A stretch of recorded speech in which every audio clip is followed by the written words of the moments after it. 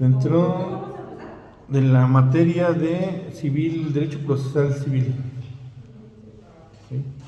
Vamos a abundar un poquito lo que es la jurisdicción. Dice que la jurisdicción es la actividad del Estado ejercida por medio de los órganos judiciales con el fin de aplicar una norma general a un caso concreto.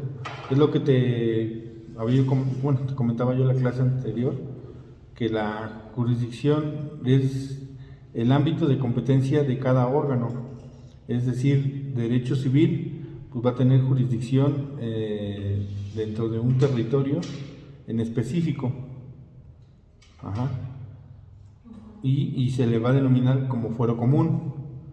El ámbito de jurisdicción de los órganos superiores o de salas de apelación, pues va a ser el territorio un poco más amplio, ¿sí?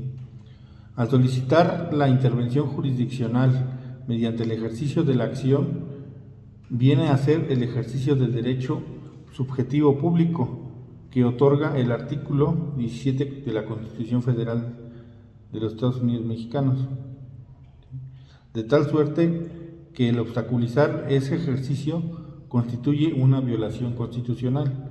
Es decir, que todo órgano jurisdiccional que tenga la solicitud o al que se le haga la solicitud de una acción, va a tener que dar entrada o justificarte, fundar y motivar el por qué se te va a negar, en virtud de que ese es un derecho como ciudadano, el poder solicitar el ejercicio de una acción mediante los órganos jurisdiccionales. Es decir, que si te la va a negar, pues debe estar bien fundada y motivada para que no violente tus garantías individuales, en específico las que nos contempla el artículo 17 constitucional. La jurisdicción federal se ejerce por los tribunales de la Federación, cuya competencia la determina el artículo 104 constitucional. ¿Sí? Y la jurisdicción civil puede ser contenciosa y voluntaria. Esta última se caracteriza por no resolver ninguna controversia surgida entre las partes.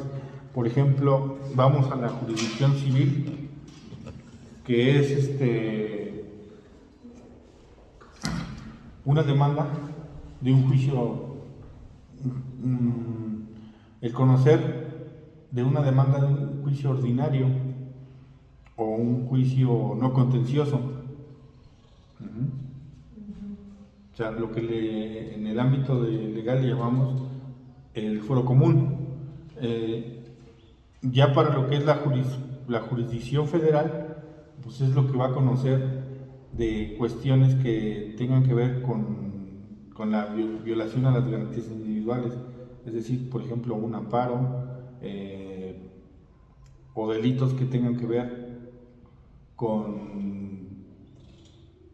cuestiones que tengan que ver con delitos federales o recursos ante el propio tribunal de distrito, ¿sí?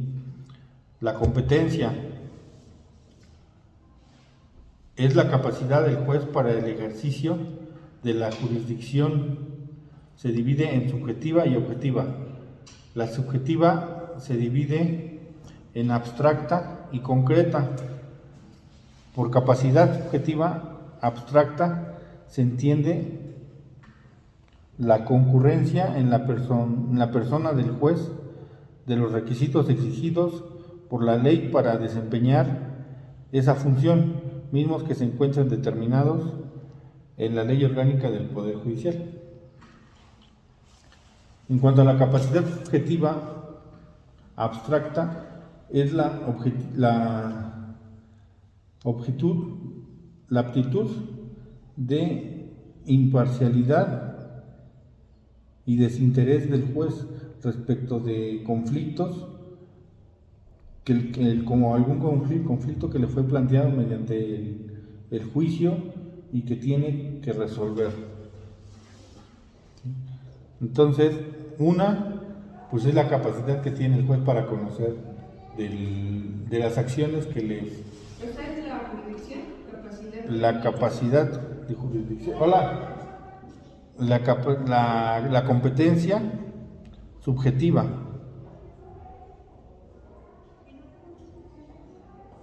Capacidad objetiva. Ajá. Competencia objetiva. Objetiva. Ajá. ¿Sí? Y la competencia de capacidad subjetiva ya es para cuando el juez debe de valorar si es el indicado para resolver el juicio que se le fue invocado.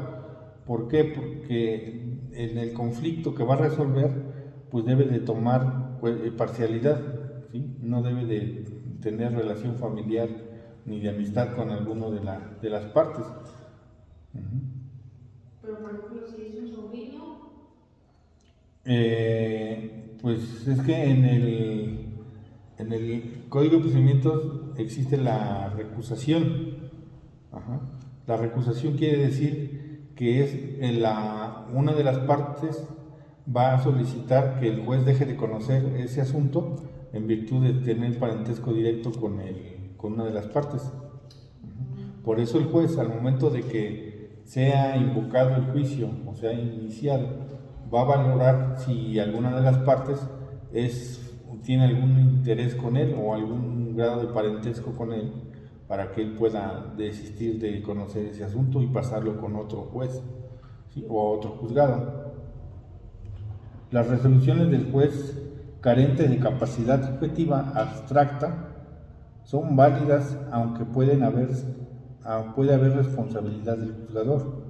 En cambio, las resoluciones realizadas o dictadas por el juez cuya capacidad concreta ha sido impugnada mediante una recusación son nulas si tienen lugar después de interpuesta la promoción recusatoria y suspendido el procedimiento, ¿sí? Entonces, las características de la resolución de uno es de que uno sí va a tener validez, ¿sí? Una sentencia sí van a tener validez, ¿sí? Y las del otro que a lo mejor tenía un problema o un grado de parentesco con una de las partes, o que no tuvo o que no recusó, no renunció a conocer del juicio, del litigio, y se le promovió la figura de la recusación que te comentaba yo, y aún así él decidió conocer del juicio y emitir su resolución, su sentencia. Esa sentencia va a ser nula, no va a tener la validez. Pero ¿cómo saber cuando es invalidez? ¿Ya es nulo? No, ¿cómo saber de que si tu sentencia va a ser válida? Ajá.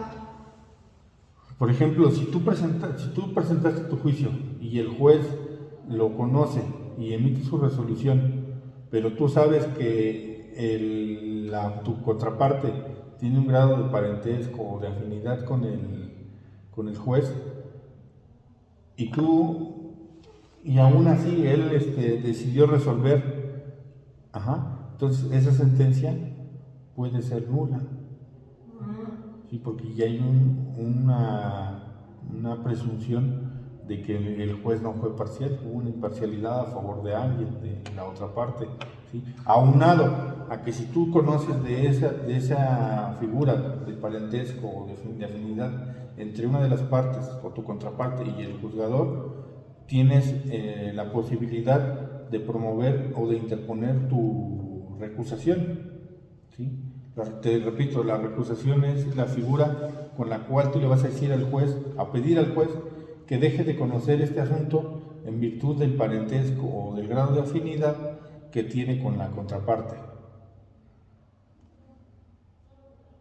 ¿Sí? Entonces, y si aún así el juez no le importó la recusación que hiciste y decidió tomar el asunto y todavía resolverlo, entonces de facto esa sentencia es nula, no va a tener la validez, ¿sí? Porque tú ya le habías dicho al juez que se abstuviera de conocer, por lo tanto no podía haber resuelto un asunto. Ajá. Entonces, si en esa capacidad que tú le dijiste al juez que no podía hacer valer o ejercer, pues va a ser tu sentencia nula. ¿Sí? Pero te digo, necesitas hacer valer la figura de la recusación. ¿Y si suele pasar eso? Sí. De que son así familiares o así, y el juez se hace como que no te escucho. Como que no te conozco y al final te favorezco, sí. Sí. Uh-huh. Bueno, la capacidad objetiva o competencia es la extensión de la facultad de ejercer la jurisdicción. Esta se determina por razón de la materia, por cuantía, por territorio y el grado. La competencia en razón del territorio es prorrogable, es decir, puede ser elegida por las partes, sometiéndose expresa o tácitamente a un juez determinado. Existe sumisión expresa cuando las partes renuncian de manera clara y terminante al fuero de su domicilio o al que la ley les concede, designando con toda precisión al juez al cual se someten. Hay sumisión tácita cuando el demandante ocurre al juez promoviendo su demanda y el demandado le contesta o reconviene sin oponer la excepción de incompetencia. ¿Sí? Entonces, del territorio, competencia por razón del territorio es lo que te comentaba yo. O sea, por ejemplo, el juzgado primero civil del Distrito Judicial de Otumba te va a conocer cierto territorio, es decir, Otumba, Ajapusco, Nopaltepec, Temascalapa, San Martín y Teotihuacán. Ajá. Ya la jurisdicción por territorio o la competencia por territorio de Texcoco te va a abarcar lo que es Texcoco, Tepetlatzó, Papalotla, Chiautla, Tezoyuca, Atenco. Es contra el territorio, ¿no? Eso es por razón de territorio. Ajá. Sí, entonces, pero no por la ley de Texcoco y que me atienda aquí. Pues no, porque ya hay un juzgado aquí. Uh-huh. Si no hubiera un juzgado aquí en Otumba, con la jurisdicción de todos estos municipios de este territorio, tendríamos que ir a Texcoco. Por ejemplo, eso es en el ámbito común, en la competencia del foro común. La competencia del federal, pues va a abarcar todo esto junto. Todo lo que es Texcoco, todo lo que es Otumba, lo va a abarcar el federal que está en Nezahualcóyotl. ¿Sí? Y va a abarcar de aquel lado también lo que es La Paz, Tapaluca. ¿Sí? Entonces, ¿queda claro la competencia por territorio? Ahora, en cuanto a la competencia por razón de la cuantía, se encuentra indicado en la propia ley orgánica del Estado, en donde se prevé la existencia de un juez de paz que conoce de negocios de menor cuantía, cuyo monto no exceda de los salarios que se indican en el Código de Procedimientos Civiles. ¿Sí? Por ejemplo, en los mercantiles, cuando rebasan de cierto la cantidad que estás reclamando en tu pagaré, con tu pagaré, rebasa, no me acuerdo cuántos son, pero hay en el Código de Procedimientos Civiles marca una cantidad en salarios mínimos. Si esa cantidad es rebasada por el monto, tu procedimiento no va a ser ejecutivo mercantil, va a ser ordinario mercantil. Ajá. Y lo vas a tramitar ante un juzgado civil. ¿Correcto? y si tu cantidad no rebasa de esa cantidad que marca el Código de Procedimientos Civiles, No voy a decidir. vas a ir a un juzgado de cuantía menor y tu juicio se va a llamar mercantil. Y por ejemplo, un caso mercantil, no, pensión no va, No, eso es familiar. familiar. ¿Sí? Que es a lo que vamos ahorita. Competencia por razón de la materia.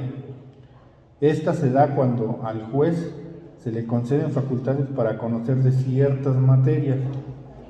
En nuestro estado únicamente existen los juzgados familiares y en algunos otros estados existen jueces de arrendamiento, de inmobiliario.